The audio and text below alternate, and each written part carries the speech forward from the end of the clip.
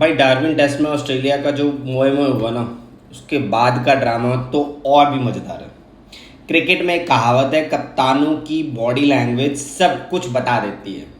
Darwin test हारने के बाद पैट कमिंस की जो हालत थी ना, वो भाई देखने लायक थी। भाई साहब वो शेल शॉक्ड था, बिल्कुल शॉक हो गया था। उसे समझ नहीं आ रहा था कि उसकी फुल फ्लेज टीम जिसमें स्टार्क है, हेजलवुड है, लॉयन है, स्टीवन स्मिथ है, मानस लबुशेन है, को एक 9वें नंबर की टीम ने ऐसे कूट दिया। इवन नेथन लाइन ने तो बीच ग्राउंड में जब प्रेस कॉन्फ्रेंस हो रही थी ना, तो उसने अपने बैटर्स थे उनको गाली देते हुए कहा कि तुम लोग 200 नहीं बना सके तो क्या हमारे बॉलर्स बैटिंग करेंगे।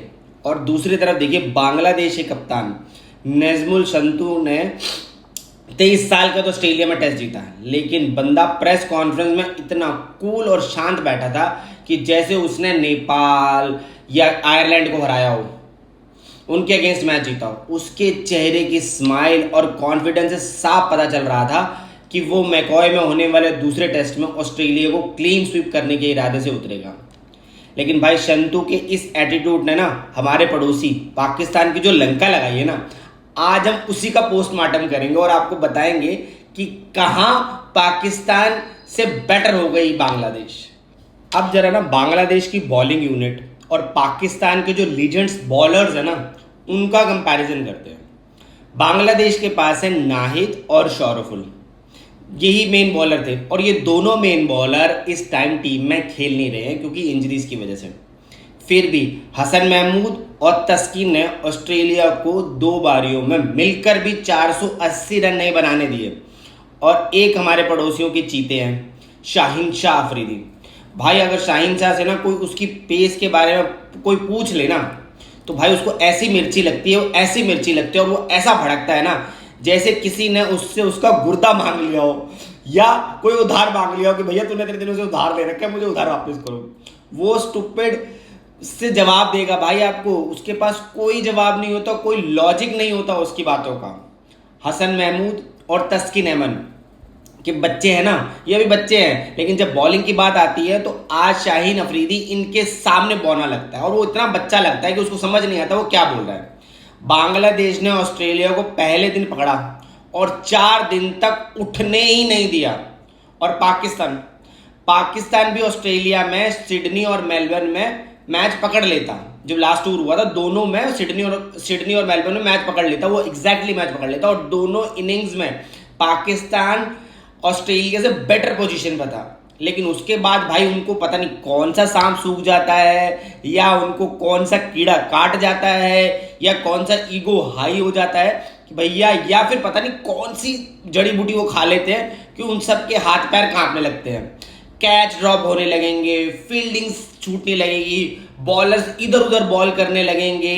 भैया ये वेस्ट इंडीज का टूर हुआ था ना, इसमें ही देख लो भाई, वो बहुत अच्छी बॉल कर रहे थे, सडनली उनको पता नहीं क्या सूझा, बॉलरों से मार खा के स्कोर को इतना ऊपर पहुंचा दिया कि वो पहला टेस्ट बहुत बुरी तरह हारे। और इतना पैनिक करेंगे ना कि मैच ही हार जाएंगे, क्योंकि ये मेंटली स्ट्रांग है ही नहीं। उनका मेंटली जो स्ट्रांग होना चाहिए ना कि भैया हम एक लीजेंड हैं, हमने इतने टेस्ट मैच खेले हैं, हमको किस तरह से डील करना चाहिए, उनको वो डील करना आता ही नहीं है। और भाई सबसे बड़ी बेइज्जती तो इन देशों के बोर्ड और सिलेक्टर्स की होती है। दोनों के बोर्ड और सिलेक्टर्स का जो मतलब जो बयान वो दे रहे थे ना, वो सुनना जरा, ठीक है। बांग्लादेश में जब ऑस्ट्रेलिया टूर पर गया तो ना तो किसी ने ये कहा कि हम हार जाएंगे, ना तो किसी ने ये कहा कि हम फाइट करेंगे। इवन जब पहले टेस्ट में 54 पर आउट हो गए थे ना, जो वार्म अप मैच हुआ था, उसके बाद भी किसी ने कुछ नहीं कहा। यहां तक कि उनके प्राइम मिनिस्टर ने टीम को कॉल करके मोटिवेट किया। और पाकिस्तान का हाल देख लो, उनके जो भैया टॉप सिलेक्टर हैं आकिब जावेद साहब, कैमरे पर आकर कहते हैं कि हम 5 टेस्ट खेल रहे हैं, अगर एक भी जीत गए तो मेरे लिए बहुत बड़ी बात होगी। अरे भाई आप सिलेक्टर हो, कोई पैसिमिस्ट नहीं इंसान नहीं हो, तुम अपनी टीम को ऑस्ट्रेलिया भेज रहे हो टूर के लिए, जीतने के लिए, या बलि का बकरा बना रहे हो। बांग्लादेश अपनी क्रिकेट को आसमान पर उठा रहा है और पाकिस्तान अपनी क्रिकेट की कब्र खोद रहा है और उस कब्र में उसको दफना रहा है। आकिब जावेद कहते हैं कामरान गुलाम जो उनके बैट्समैन है, फील्डर है, फिट नहीं है, जबकि वो बंदा चैंपियंस कप चल रहा है T20 का, वहां पे उड़ उड़ कर कैच पकड़ रहा है।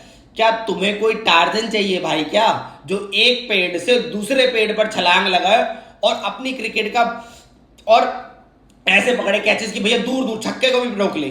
भाई ये लोग ना अपनी क्रिकेट का ना बेड़ा गर्क कर चुके हैं। ना तो इनको ये पता है किसको टीम में रखना चाहिए, ऊपर से इनके जो बॉलर्स हैं उनको कोई दिमाग नहीं है क्या बॉल करनी है क्या बॉल नहीं करनी है। उसके अलावा अब जब शाहीन को हटा के बाबर आजम को कप्तान बना दिया, वो अलग ही एंगल चल रहा है, उनमें अलग ही फाइट चल रही है। दिख रहा है कि भैया दोनों साथ में प्रैक्टिस कर रहे हैं, क्या नहीं कर रहे हैं। अभी टेस्ट मैच होने वाला है 19 तारीख को, उसमें सारी की सारी पोल खुल जाएगी उनकी कि भैया उस टेस्ट में क्या हुआ। बाबर आजम पहले ही अनफिट हो चुके हैं, अब वो सच में अनफिट हुए हैं टेस्ट मैच से पहले या कुछ और बात है, वो तो बाद में ही पता चलेगा। बांग्लादेश ने पिछले कुछ सालों में जो अपनी पिचों पर मेहनत की है ना, उसका फल आज उन्हें मिल रहा है। उन्होंने फास्ट बॉलर को सपोर्ट करने वाली पिचें बनाई हैं और उनके स्पिनर मेहंदी मिराज और तैजुल ने उन पिचों पर कुशन देना सीखा है। डार्विन में कोई स्पिन नहीं हो रही थी, कोई भी स्पिन नहीं हो रही थी कि भैया लंबा लंबा स्पिन हो रहा हो या छोटा स्पिन हो रहा, नहीं। लेकिन मेहंदी हसन मिराज ने अपनी पेस वेरिएशन और लाइन और लेंथ से 5 विकेट निकाल दिए। उसने ट्रेविस हेड और स्टीव स्मिथ जैसे लीजेंड के माइंडसेट के साथ खेला। दूसरी तरफ ताइजुल ने मानस लबुशेन को वहीं पकड़ा जहां उसका फेवरेट शॉट था। ये होती है होमवर्क और क्वालिटी क्रिकेट। ये लोग शाहीन और बाबर आजम की तरह सिर्फ पीआर पर नहीं जीते, ये ग्राउंड पर रिजल्ट दिखाते हैं। ये मेहनत करते हैं ग्राउंड पर, ये ऑब्जर्व करते हैं, ये डेली अपनी क्रिकेट में इंप्रूवमेंट कर रहे हैं। इससे पता चलता है कि बांग्लादेश क्रिकेट जो अब एक बहुत ऊंचाइयों पर जाने वाला है, और बांग्लादेश ने पाकिस्तान को पाकिस्तान में जाके भी हराया और पाकिस्तान जब बांग्लादेश आई वहां पे भी हराया। तो वो कोई फ्लूक नहीं था, वो उनकी नेचुरल और गुड परफॉर्मेंस थी। हाँ, एक टेस्ट में जो जिम्बाब्वे में खेले वो हार गए, वो मैं मानता हूं कि परफॉर्मेंस अच्छी नहीं रही, एक one of the test match हो जाता है। लेकिन जिस तरह से उन्होंने जिम्बाब्वे में हारने के बाद और ऑस्ट्रेलिया में वार्म अप में 54 पर आउट होने के बाद डार्विन टेस्ट मैच में ऑस्ट्रेलिया को हराया है ना, उन्होंने ये प्रूव कर दिया कि एक बड़ी टीम कमबैक करना कैसे जानती है। ये कोई छोटी मोटी बात नहीं, क्योंकि आप एक वार्म अप मैच में 54 पर ऑल आउट हो जाते हो। उससे पहले आप जिम्बाब्वे में सीरीज बहुत बुरी तरह से हार कर आए थे, आप सिर्फ T20 जीते थे, उसके अलावा आप वनडे में हारे थे और टेस्ट मैच दोनों में हारे थे। लेकिन उसके बाद आपने जिस तरह से आपकी टीम ने कमबैक किया, स्पेशली जब आपके दोनों ने जो टॉप क्वालिटी के फास्ट बॉलर थे अवेलेबल नहीं थे, उसके बाद आपने जिस तरह का परफॉर्मेंस दिया वो काबिल तारीफ है। ये दिखाता है कि बांग्लादेश का क्रिकेट आगे चल के फ्यूचर में और बेहतर होने वाला है और बड़ी बड़ी टीमें उनको अब टूर पर बुलाएंगी।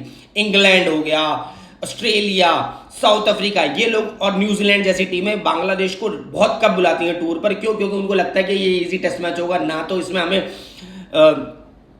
दर्शक देखने आएंगे, ना ऑडियंस आएगी, ना टीवी पे जो ब्रॉडकास्टिंग राइट्स होते हैं वो इतने लंबे बिकेंगे। लेकिन जिस तरह से बांग्लादेश ने ऑस्ट्रेलिया को ऑस्ट्रेलिया में हराया है ना, उससे बांग्लादेश क्रिकेट में एक नया दौर शुरू होने वाला है। बांग्लादेश क्रिकेट बहुत जल्दी एक ऐसे मुकाम पर पहुंच जाएगा जहां पर पाकिस्तान भी उससे नीचे लगेगा और श्रीलंका जैसी टीमें भी उससे कंपीट करने में डरेंगी। यार शांतु ने जिस तरह से ना पैट कमिंस का ईगो तोड़ा ना, मुझे पूरा यकीन है कि मैकॉय के दूसरे टेस्ट में भी बांग्लादेश ऑस्ट्रेलिया की नाक में दंग कर देगा।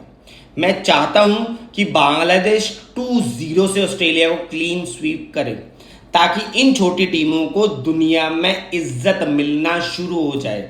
ये जो बड़ी बड़ी टीमें इंग्लैंड, ऑस्ट्रेलिया, न्यूजीलैंड और आपका पाकिस्तान, श्रीलंका, ये टीमें भी इनको टूर पर बुलाएं।